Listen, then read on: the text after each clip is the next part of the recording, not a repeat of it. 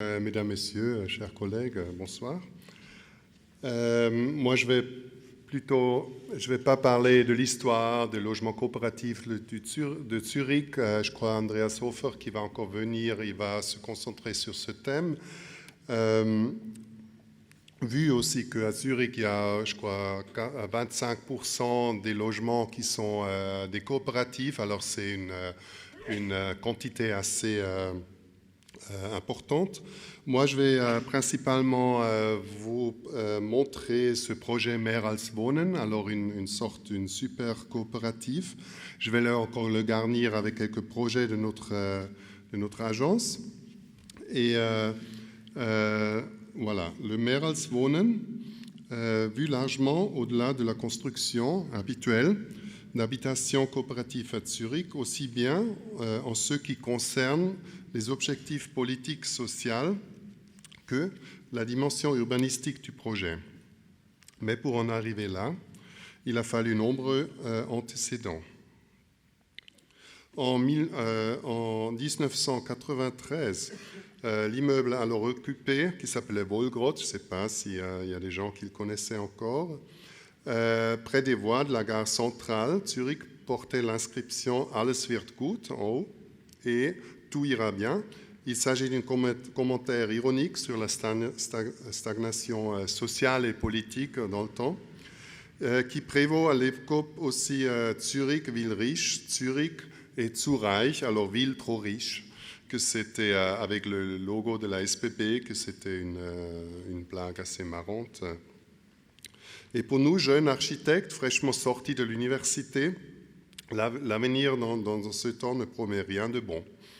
Parce que la bulle immobilière, en effet, éclatait en Suisse en 1990, vous savez bien, 15 ans plus tôt en principe que dans toute l'Europe et dans tout le monde. Et au cours de cette période de stagnation, de l'activité aussi de la construction, aussi chez les coopératives de logement, dans ce temps, il y avait des petits malins qui flairent l'opportunité de mettre en œuvre leur conception quelque peu décalée de l'habitat. Ils tirent leur inspiration du petit livre intitulé Bolo Bolo, qui est paru en 1983 et qui était signé par son auteur sous le pseudonyme PM. Il relate l'utopie d'une société qui vit et qui travaille en communauté de voisinage d'environ 500 personnes et qui renonce à la forme traditionnelle de vivre ensemble et au système économique capitaliste. Ces individus mettent leur vision à l'épreuve lors du deuxième mouvement de la jeunesse de Zurich en 1980, qui s'accompagne d'un grand mouvement de squat de logement. Vous voyez bien, il y avait beaucoup de démonstrations, il y avait des lieux comme la Rote Fabrik en bas qui étaient occupés, qui étaient devenus une partie culturelle aussi maintenant aujourd'hui de la ville. Et à l'heure et au combat pour l'autodétermination et pour la liberté culturelle. L'expérience permet de développer des processus de prise de décision démocratique en groupe de grande taille. Et malgré de nombreux échecs, ce mouvement est en mesure d'enregistrer des succès, comme la pâtée de maison au Kreis 4, c'est le quartier des travailleurs à Zurich, qui s'appelle ici, c'est un triangle, le Dreieck, dont la démolition a pu être empêchée grâce aux squatteurs qui eux-mêmes ont fondé une coopérative. Et après, comme Nicolas l'a déjà raconté, il y avait le Kraftwerk 1 qui démarrait en 1994 avec un rassemblement dans la Fabrique Rouge au bord du lac de Zurich. Et puis c'est le premier grand modèle qui s'est achevé d'habitat regroupant différentes formes de logements, d'espaces commerciaux et collectifs en autogestion sous un seul et même toit. Kraftwerk 1 est intéressant parce qu'il met en évidence de manière exemplaire les facteurs qui permettent à de telles expériences d'avoir lieu dans une ville plutôt conservatrice telle que Zurich, et parce qu'il fait d'elle, contre toute attente, une ville modèle en matière des projets d'habitat participatif et communautaire.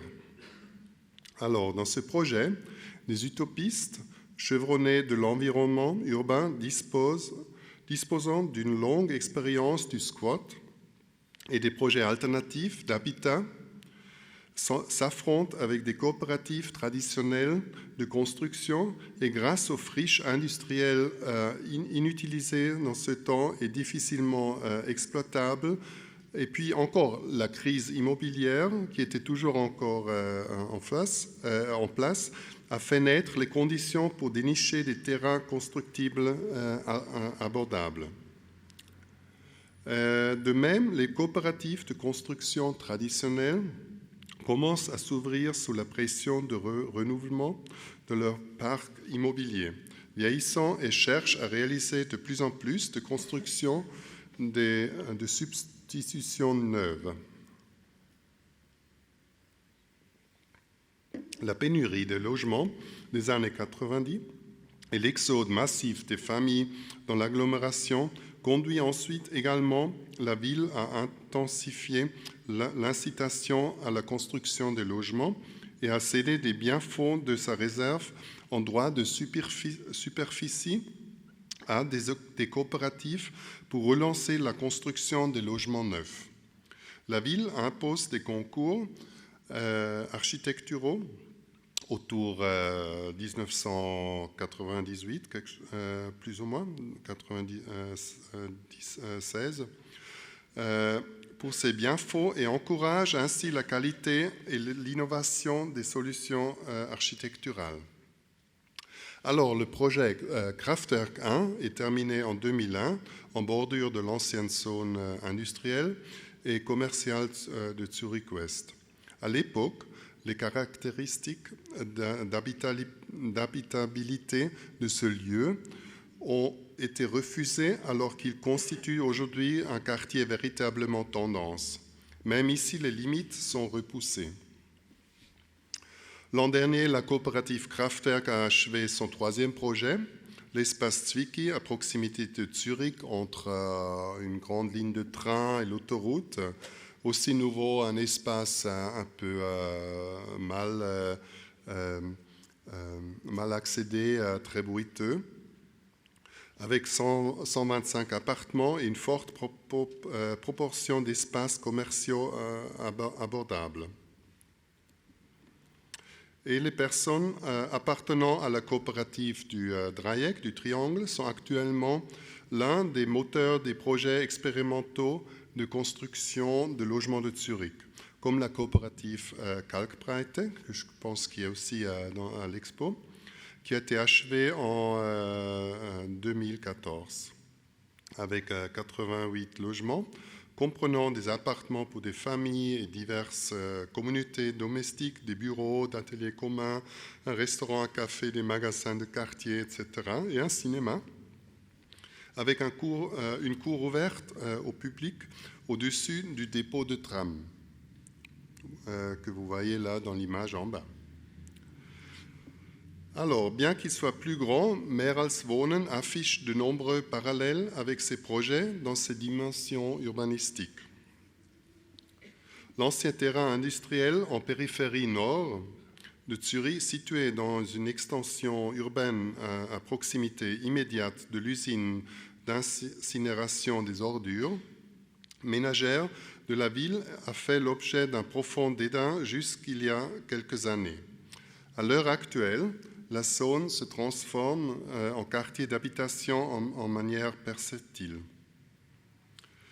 Ce projet a nécessité l'initiative des coopératives traditionnelles unifiées qui ont assumé la direction. À l'occasion du centenaire du mouvement coopératif à Zurich, l'idée d'un lotissement anniversaire est née. La ville a cédé le terrain en droit de superficie et 50 coopératives ont fondé ensemble la nouvelle coopérative Mehr als Wohnen. Alors, plus qu'habiter. Alors, c'est vraiment une sorte d'une super coopérative pour réaliser ces 400 appartements pour plus que 1000 gens qui habitent là-bas. Et les jeunes coopératives telles que la Dreieck Kraftwerk 1 ont également répondu présentes à l'appel sous la houlette de Andreas Hofer, qui va venir, je crois, dans 1 ou 2 semaines, bien avant que les planificateurs ont lancé le concours d'architecture. Les auteurs du projet ont posé les jalons et conçu l'ambitieux programme d'aménagement lors de nombreux ateliers. 2 jeunes cabinets d'architectes ont remporté la partie de concours d'architecture urbaine, de l'urbanisme. C'était Futura Frosch et Duplex Architecte de Zurich. Eux, ils ont proposé un espace légèrement cubique, formé d'épais bâtiments pouvant s'étendre jusqu'à 32 mètres, et un environnement extérieur qui rappelle les proportions d'un centre-ville avec ses ruelles et ses places. Leur mot d'ordre, un quartier plutôt qu'un lotissement. Alors le modèle d'urbanisme ne comporte ni blocs ni rangées. Les bâtiments d'habitation sont plus épais que les bâtiments d'habitation normaux, mais largement plus petits que des pâtés de maisons. Ici, le site Mehr als Wohnen par rapport au centre du quartier Oerlikon de Zurich. Les bâtiments relèvent plutôt qu'une échelle intermédiaire. Le modèle de construction permet d'aménager le terrain anguleux de manière uniforme.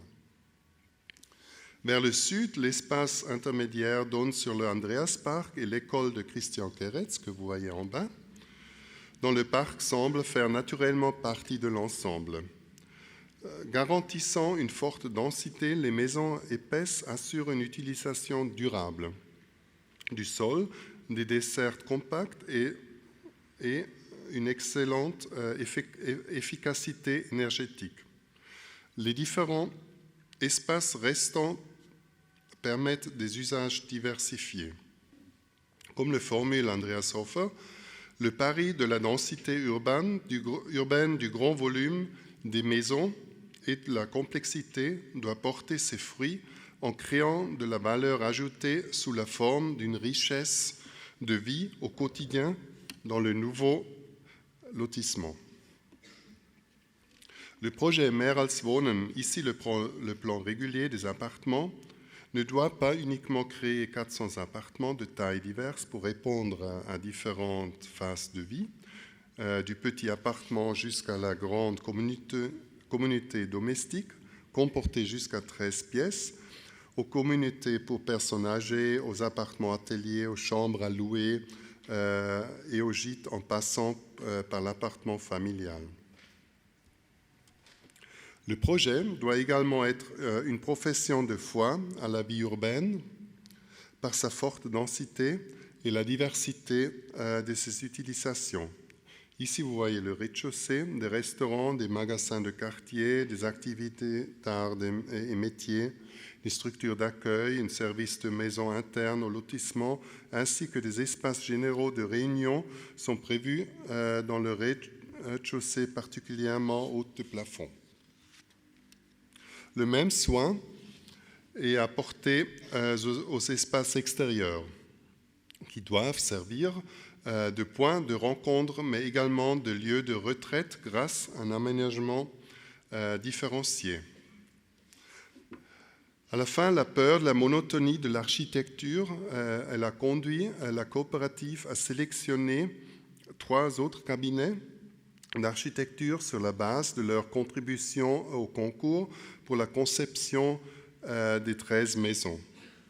Il y avait Müller-Sigrist, Miroslav Sik, Pool, nous-mêmes, notre agence.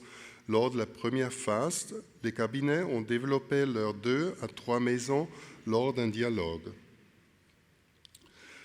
Alors, la base du projet a été constituée par un plan directeur comportant une ligne de couverture tridimensionnelle assurant un équilibre entre les corps du bâtiment et les espaces intermédiaires. Pour cela, les architectes en charge du projet ont formulé des règles. Alors, le principe de soustraction. Tant que le volume principal demeure lisible, les sections de cour et de façade peuvent être retirées du volume maximal. C'est ça, là en haut, le numéro 2. La structure de façade au niveau du socle et de l'aspect central et l'acrotère est imposée. L'affectation de l'utilisation prescrite des zones publiques au rez-de-chaussée au niveau des places. L'accès, les façades donnant sur les places sont accessibles au public. Les entrées des appartements, par contre, se situent du côté des ruelles. Et encore, accentuer le caractère. Les façades donnant sur la place centrale se distinguent par leur caractère représentatif.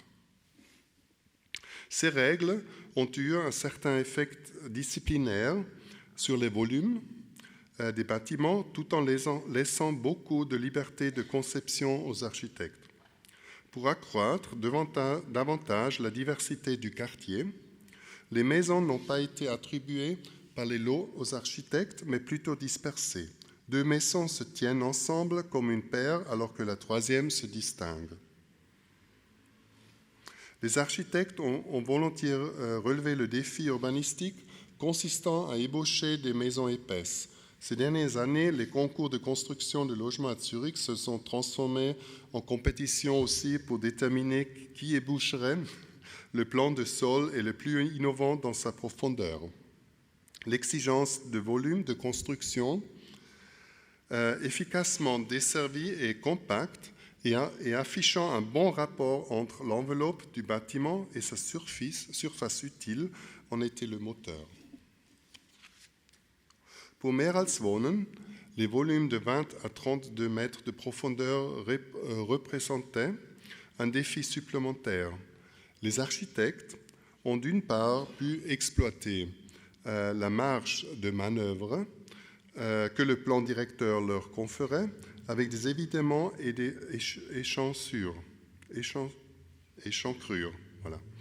Ils ont d'autre part fait preuve de créativité supplémentaire dans leur recherche sur le plan de sol.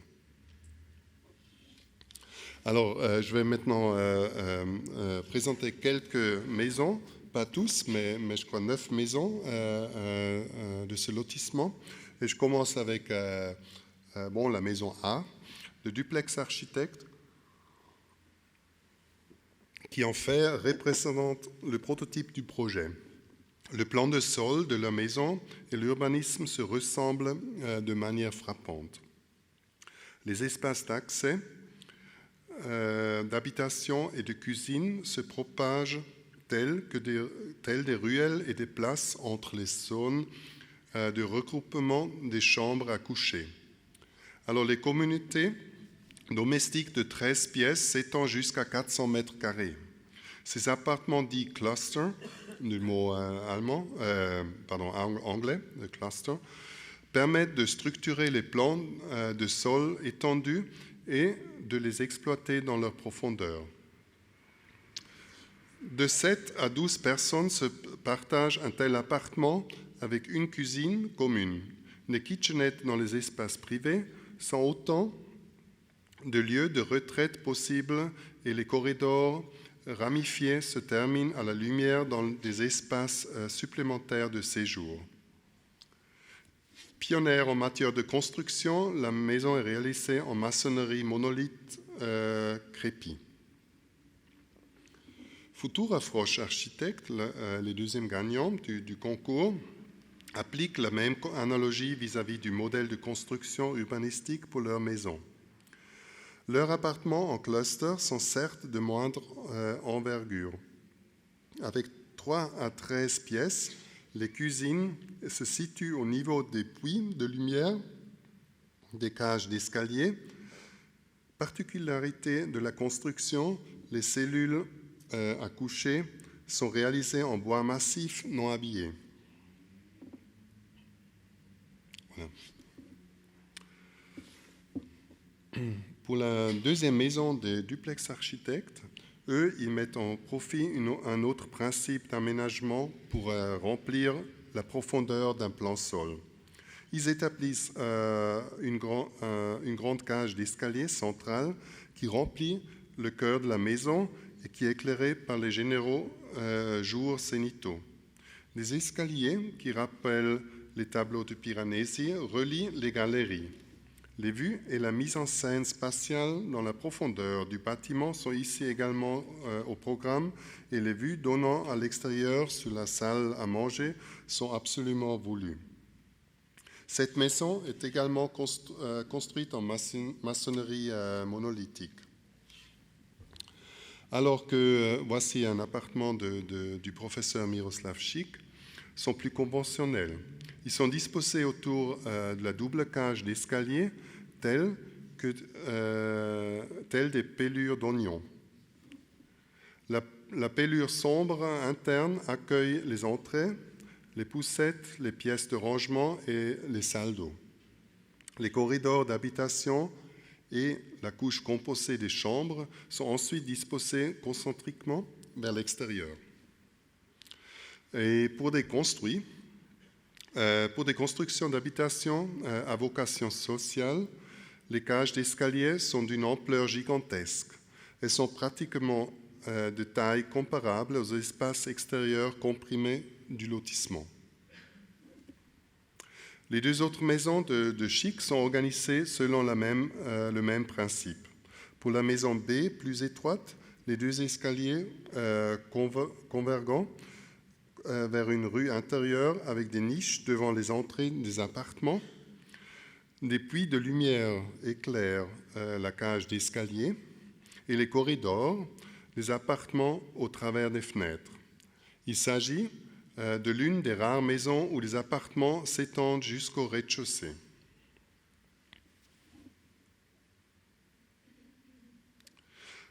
Pour la maison E de Müller-Sigrist Architectes, eux, ils exploitent les marges de manœuvre du plan directeur tridimensionnel et découpent des évidements dans le volume pour réduire partiellement la profondeur du plan de sol et orienter les appartements sur plusieurs côtés. Les étages inférieurs de la maison abritent l'administration de la coopérative, un restaurant et un petit hôtel. Des jardins verticaux composés de bacs de culture et de la structure pour les plantes, pour les grandes plantes grimpantes, accentuent les façades pour apporter aux places environnantes. Alors, il y a encore la deuxième maison de Müller-Sigrist, avec de l'habitation assez diversité. Les architectes ici, ils exploitent les réserves du volume global pour fournir à chaque appartement un surplus d'air en augmentant la hauteur des pièces d'habitation et des salles à manger. Pour une intégration ingénieuse des volumes et un système d'accès en niveau décalé, chaque appartement est malgré tout plan et accessible en fauteuil roulant. Les rétrécissements des étages au niveau des loggias surélevés se devinent sur les façades. Nous-mêmes, alors pour l'architecte, nous appliquons en principe un similaire dans notre maison G pour faire profiter les appartements d'air supplémentaire. La maison est implantée au centre du quartier, entourée par les autres maisons. Les fenêtres des salles de séjour se focalisent sur les places environnantes du quartier, telles des grands yeux à facettes. Les fenêtres à 2 étages rompent l'échelle du cube qui remplit entièrement le volume global. C'est évidemment semblable à des encoches éclairent la profondeur des pièces d'habitation. Les pièces accessoires et les salles d'eau sont concentrées dans l'anneau intérieur autour de la cage d'escalier, tout comme les locaux à vélo et les caves. Chaque salle de séjour est dotée de la cale qui s'enfonce dans l'appartement attenant et qui la divise à nouveau en espaces diurnes et nocturnes, en salle de séjour et en chambre à coucher. Les salles de séjour sont également surdimensionnées en termes de superficie. Les surfaces de loggia ont en effet pu être ajoutées aux pièces pour compenser le balcon manquant. Une encoche supplémentaire en hauteur et jusqu'au centre du bâtiment éclaire le cage d'escalier. La maison présente une paroi externe monolithique en béton isolant de 44 cm d'épaisseur qui est dépourvue d'enduit aussi bien à l'intérieur qu'à l'extérieur. Le volume très compact du bâtiment a permis de créer la paroi externe monolithique non habillée en béton isolant malgré des exigences d'isolation très strictes. Alors l'autre maison qu'on a construite à côté, c'est celle que vous voyez à droite, représente un type de contrepôle par rapport à la maison en béton isolant. Au-dessus du rez-de-chaussée, elle est dotée d'un grand évidement central qui se trouve à l'ombre de la grande maison en béton isolant pour éclairer les appartements de plusieurs côtés. Les cuisines des appartements s'orientent vers cette cour commune, au-dessus de laquelle des escaliers ouverts desservent tous les étages et l'orangerie dans l'une des ailes du bâtiment. Ces espaces extérieurs partagés se substituent aux balcons individuels pour former une communauté domestique. Le plan orthogonal est dû à la construction en bois des 4 étages d'habitation. Un concept innovant de protection contre les incendies a permis de construire ici pour la première fois un bâtiment à 5 étages avec des plafonds et des murs en bois non habillés à l'intérieur.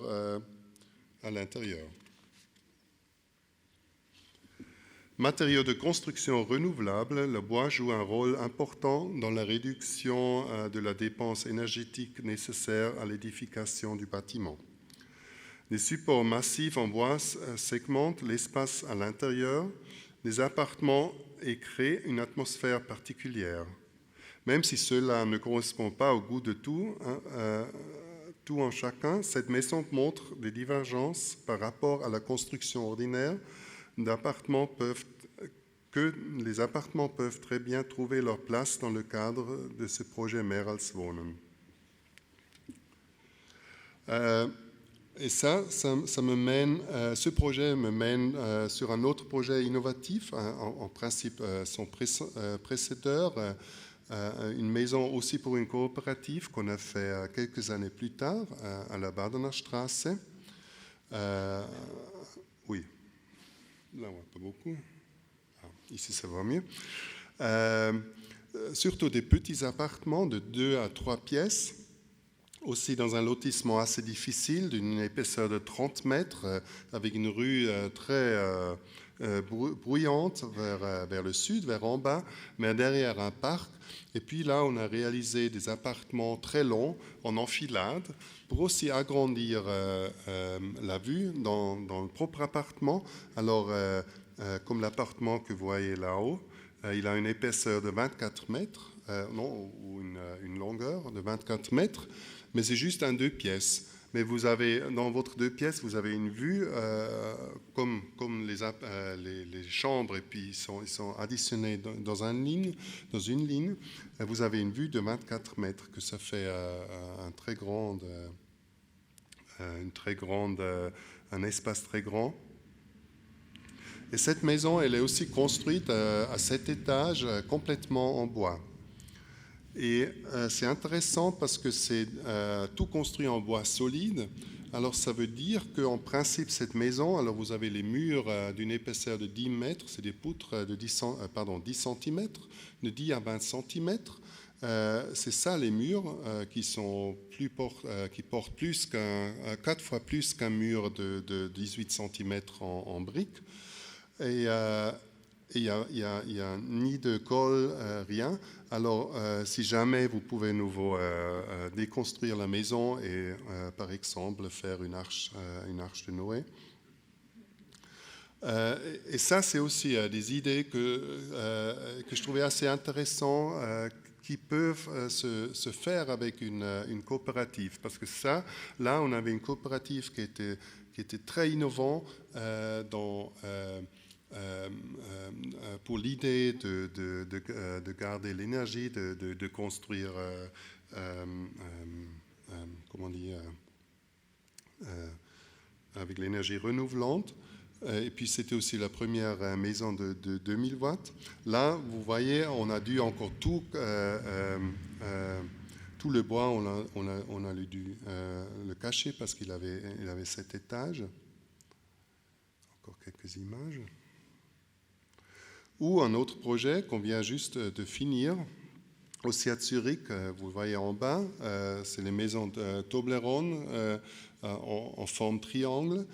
Et là, vous voyez un emplacement qui est vraiment en bas d'une colline très verte, des maisons unifamiliales et de petites maisons à 4 à 10 appartements, très verts entre.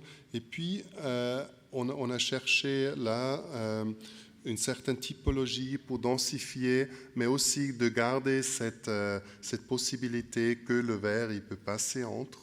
Et c'est pour ça qu'on a commencé à faire cette typologie très particulière avec les maisons en forme triangle, mais qui donne aussi aux habitants la possibilité de toujours, chaque appartement, il a vue sur 2 côtés. Et ça marche très bien. J'y habite moi-même là-bas depuis une demi-année, puis je suis très heureux. Et vous voyez bien comment ça marche. Alors, il y a vraiment beaucoup d'espace entre. Alors, quand vous voyez perpendiculaire, non, longitudinal, alors senkrecht, vers la colline, alors la vue est super ouverte, très verte. Bon, les arbres, ils sont encore petits. Et quand vous êtes dans la rue, ça ferme. Alors, c'était vraiment l'idée de cette ambiguïté dans ce projet. Bien sûr, c'est un triangle. Tous les plans que vous avez vus avant, ça marche un peu dans un principe des oignons. Vous avez au milieu l'escalier qui est très grand, très agréable, non? Un escalier qui est accueillant quand on rentre. Et après, il y a une zone je vais vite retourner. Il y a une zone des toilettes de corridor. Et après, il y a toutes les chambres qui vont autour. Et à chaque pointe du triangle, le balcon. Alors, toujours 3 appartements, des tailles différentes, 2 pièces, 3 pièces et 4 pièces. Voilà. Et la vue, non, vers Zurich. Et bien sûr, encore tout un autre projet. C'est un projet qu'on a gagné en 2001. C'était là que la ville a fait 5 concours. C'est ce que j'ai raconté avant, que la ville, après ce grand temps dans les années 90, sans construction, elle a fait 5 concours parallèles qui étaient ouverts aux architectes. Et puis nous, on a gagné un de ces concours avec ce projet dans la Leimbachstraße, vraiment au bout de Zurich, avec plutôt des grands appartements familiales.